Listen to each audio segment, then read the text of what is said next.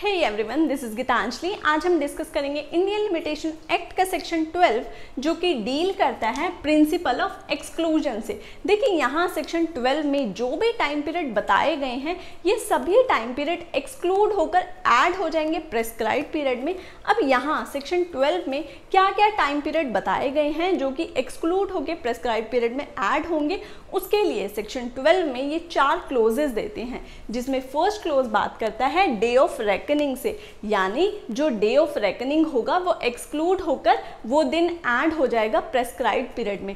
अब ये day of reckoning क्या होता है? जिस दिन उस पर्सन का कोज ऑफ एक्शन अराइज हुआ, वो दिन, वो पर्टिकुलर दिन जिस दिन ये उसका कोज ऑफ एक्शन अराइज हुआ उसे हम कहते हैं डे ऑफ रेकनिंग। वो हमेशा सेक्शन 12 क्लोज 1 के अकॉर्डिंग डे ऑफ रेकनिंग जो होगा वो एक्सक्लूड होकर ऐड हो जाएगा प्रेस्क्राइब्ड पीरियड में। उसके बाद सेकंड क्लोज में ये कहते हैं कि कॉपी ऑफ डिक्री ऑब्टेन करने में अगर किसी पर्सन को जो भी टाइम लगा है, तो जितना टाइम इस कॉपी ऑफ डिक्री को ऑब्टेन करने में लगा है उतना टाइम एक्सक्लूड होकर प्रेस्क्राइब्ड पीरियड में ऐड हो जाएगा। अब इस पर्सन को इस कॉपी ऑफ डिक्री की ज़रूरत क्यों होगी? कि वो अपील में जाना चाहता है, वो रिव्यू में जाना चाहता है, या वो रिवीजन में जाना चाहता है। जब उसे अपील, रिव्यू या रिवीजन में जाना है तो उसे कॉपी ऑफ डिक्री की ज़रूरत तो पड़ेगी। तो इस कॉपी ऑफ डिक्री को कोर्ट में इसके लिए एप्लीकेशन लगाएगा। एप्लीकेशन लगाने के साथ इसके लिए फ़ीस लगाई जाएगी। फ़ीस और एप्लीकेशन लगाने के बाद जितना टाइम इस डिक्री को बनने में लगा उतना टाइम एक्सक्लूड होकर ऐड हो जाएगा प्रेस्क्राइब्ड पीरियड में। उसके बाद आते हैं सेक्शन 12 के क्लोज 3 पे। क्लोज 3 में ये कहते हैं कॉपी ऑफ जजमेंट को ऑब्टेन करने में जितना भी दिन लगा। अब कॉपी ऑफ जजमेंट किसी पर्सन को क्यों चाहिए? क्योंकि वो अपील में जाना चाहता है, रिव्यू में जाना चाहता है या रिवीजन में जाना चाहता है, जिसके लिए उसे कॉपी ऑफ जजमेंट चाहिए। तो इस कॉपी ऑफ जजमेंट को ऑब्टेन करने में जितना भी टाइम लगा उतना टाइम एक्सक्लूड होकर ऐड हो जाएगा प्रेस्क्राइब्ड पीरियड में। उसके बाद लास्ट ये कहते हैं कॉपी ऑफ अवार्ड जो होगी, जब आर्बिट्रेशन होगा, आर्बिट्रेटर ने अवार्ड पास कर दिया, इस अवार्ड के बाद जिस पर्सन के अगेंस्ट ये अवार्ड हुआ वो इसको सेट असाइड कराना चाहता है। जब उसे ये सेट असाइड कराना है तो उसे उस अवार्ड की कॉपी भी चाहिए होगी। तो इस अवार्ड की कॉपी को ऑब्टेन करने के लिए जितना भी टाइम लगा ये सारा टाइम एक्सक्लूड होकर ऐड हो जाएगा प्रेस्क्राइब्ड पीरियड में। अब इन चारों को हम समझेंगे एग्जाम्पल्स के थ्रू।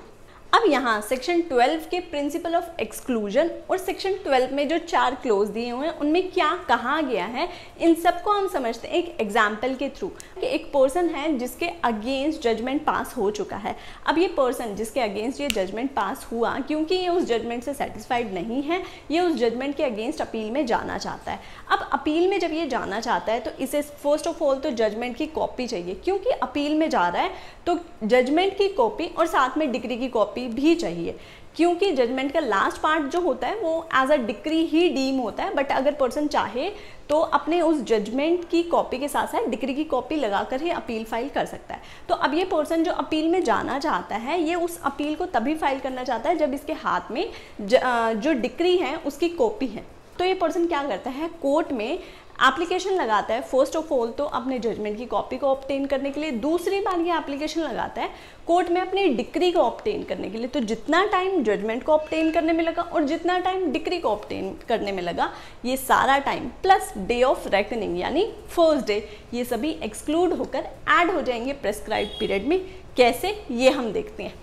मान लीजिए इस दिन जजमेंट पास हुआ, तो ये दिन यानी कि फर्स्ट डे ये दिन हुआ आपका डे ऑफ रेकनिंग। अब इस पर्सन ने क्या किया, यहाँ पे इसके अगेंस्ट जो ये जजमेंट पास हुआ था यहाँ से लेकर यहाँ तक अब इसकी कॉपी ऑफ जजमेंट भी प्रिपेयर हो गई और इसने ऑब्टेन भी कर ली। इसको ऑब्टेन करने में इसका टाइम लगा 5 दिन का। उसके बाद इस पर्सन ने क्या किया, ये थोड़ा टाइम रुका विद इन प्रेस्क्राइब पीरियड, यानी प्रेस्क्राइब पीरियड से पहले ही इसने कोर्ट में एप्लीकेशन लगा दी, साथ में फ़ीस लगा के कि मुझे कॉपी ऑफ डिक्री चाहिए जिसकी प्रेस्क्राइब फीस मैं साथ में लगा रहा हूँ। अब जिस दिन इसने ये कोर्ट में एप्लीकेशन लगाई, कोर्ट को ये डिक्री बनाने में लग गए 25 दिन, और 25 दिन लग गए और प्रेस्क्राइब पीरियड निकल गया। अब ये 1 दिन, ये 5 दिन और ये 25 दिन, यानी टोटल कितना हो गया 1 + 5 + 25, यानी कि ये 31 डेज जो हैं ऐड हो जाएंगे इसके प्रेस्क्राइब्ड पीरियड में और इसका नया प्रेस्क्राइब्ड पीरियड आ जाएगा जिसके अंदर इसको ये अपील फाइल करनी होगी। इतना कॉन्सेप्ट समझ आने के बाद क्वेश्चन अराइज होता है कि ये पर्सन जिसने ये एप्लीकेशन लगाई थी डिग्री ऑब्टेन करने के लिए, अगर ये साथ में फीस ना लगाता तो क्या ये दिन तब भी एक्सक्लूड होते? देखिए, अगर ये फीस साथ में नहीं लगाएगा और उस टाइम कोर्ट को पता नहीं चला कि इसने फीस साथ में नहीं लगाई और फिर 25 दिन के बाद पता चलता है कि इसने तो फीस ही नहीं लगाई थी, तो इतना टाइम जब जितना भी इसने कोर्ट में जो एप्लीकेशन इसकी पेंडिंग रही, क्या उस टाइम भी इसका ये टाइम एक्सक्लूड होगा? तो अगर फीस नहीं लगाई है तो फिर ये टाइम एक्सक्लूड नहीं होगा। फिर इसे जो एक्सक्लूजन मिलेगी वो इन 2 दिनों की मिलेगी, यानी एक दिन डे ऑफ रेकनिंग की और दूसरा जजमेंट की कॉपी ऑब्टेन करने में जितना टाइम लगा उतना, यानी कि 6 दिन की एक्सक्लूजन इसे मिलेगी अगर इसने फीस साथ में नहीं लगाई तो। उसके बाद आते हैं हम सेक्शन 12 में दी गई एक्सप्लेनेशन पे। देखिए, यहाँ ये एक्सप्लेनेशन में बात करते हैं कि एक पर्सन ने कोई सूट फाइल किया हुआ था, अब उस सूट का जजमेंट आ गया। जिस दिन जजमेंट आया उस दिन उसे जजमेंट की कॉपी भी मिल गई। उसके कुछ दिन वो रुका, कुछ दिन रुकने के बाद उसने कोर्ट में एप्लीकेशन लगाई कि मुझे इस जजमेंट की डिक्री भी चाहिए। अब इस डिक्री को बनने में कुछ टाइम लगा और कोर्ट ने उस डिक्री को बनाकर उस पर्सन को दे दिया।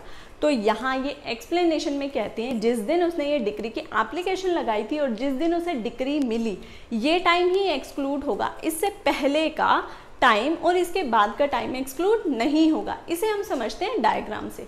देखिए, यहाँ ये क्या कहना चाहते हैं कि मान लीजिए इस दिन जजमेंट प्रोनाउंस हुआ, प्रोनाउंस होने के बाद सेम डे पर उसको कॉपी दे दी। कॉपी देने के बाद उसने वो इतना टाइम रुका, यहाँ पर आकर उसने एप्लीकेशन लगाई कि मुझे डिक्री भी चाहिए और साथ में उसने फीस भी लगाई। अब यहाँ पे एप्लीकेशन लगाने के बाद यहाँ कोर्ट ने उसकी डिक्री प्रिपेयर कर दी और उसको हैंड ओवर कर दी। उसके बाद ये था उसका प्रेस्क्राइब पीरियड, यानी उसने विद इन प्रेस्क्राइब पीरियड ही ये एप्लीकेशन लगाई थी और उसे कॉपी भी मिल गई। तो यहाँ ये एक्सप्लेनेशन में कहते हैं कि जो ये टाइम है ना डिक्री ऑब्टेन करने के लिए जो एप्लीकेशन लगाई वो, और जब उसको डिक्री मिली, ये टाइम तो एक्सक्लूड होगा, यानी ये टाइम तो प्रेस्क्राइब पीरियड में ऐड हो जाएगा, बट ये पहले वाला टाइम और ये बाद वाला टाइम एक्सक्लूड नहीं होगा। अब इसे हम रीड करते हैं बैरेक्ट से। ये क्या कहते हैं? Section 12 explanation in computing under this section the time requisite for obtaining a copy of a decree और an order any time taken by court to prepare the decree or order before an application for copy thereof is made shall not be excluded। यानी कि जब से ये application लगी है इसके पहले का टाइम एक्सक्लूड नहीं होगा। अब सेक्शन 12 के कॉन्सेप्ट को क्लियर करने के बाद हम सेक्शन 12 को रैप अप करते हैं कि हमने सेक्शन 12 में क्या पढ़ा। सबसे पहला तो ये कि सेक्शन 12 में जिस कॉन्सेप्ट की बात की गई है उसे हम कहते हैं प्रिंसिपल ऑफ एक्सक्लूजन। सेक्शन 12 के क्लोज 1 के according day of reckoning exclude होता है। क्लोज 2 के according copy of degree obtain करने में जितना टाइम लगा वो एक्सक्लूड होता है। क्लोज 3 के according copy of judgment obtain करने में जितना टाइम लगता है वो एक्सक्लूड होता है। फोर्थ क्लोज के according copy of award obtain करने में जितना टाइम लगता है वो एक्सक्लूड होता है। पर ध्यान रहे, ये कॉपी ऑफ जजमेंट और copy of degree, copy of award का टाइम तभी एक्सक्लूड होगा जब इनको ऑब्टेन करने के लिए application with in prescribe period लगाई गई हो। अगर प्रेस्क्राइब पीरियड के बाद ये एप्लीकेशंस लगाई जाती हैं तो फिर उस पर्सन को ये एक्सक्लूजन नहीं मिलेंगे। आज के लिए बस इतना ही। आई होप सेक्शन 12 का कॉन्सेप्ट आपको बहुत अच्छे से क्लियर हो गया होगा। मिलते हैं नेक्स्ट वीडियो में।